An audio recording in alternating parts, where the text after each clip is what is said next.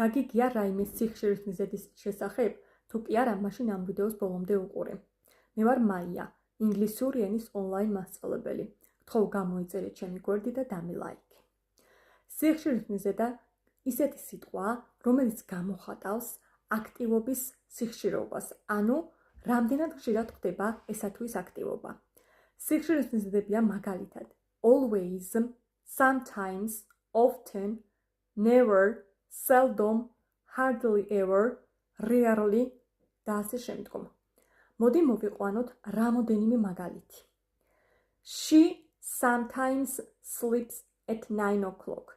ის ზოგჯერ იძინებს 9 საათზე. I always drink a cup of coffee. მე ყოველთვის ვსვამ ფინჯან ყავას. She never gets up at 10 o'clock. ის არასდროს დგება 10 საათზე. და ასე შემდგომ. აქვე მინდა დავძინო, თითოეულ სიხშირის მიზედას აქვს გამოყენების პროცენტული მაჩვენებელი, ანუ როგორ. მაგალითად, always ნიშნავს, რომ აქტივობა ხდება 100%-ით. Sometimes 50-50, ხო? Rarely და rarely შეიძლება მომიჩნიოთ 50-50-ზე, ან უფრო ნაკლები სიხშირით.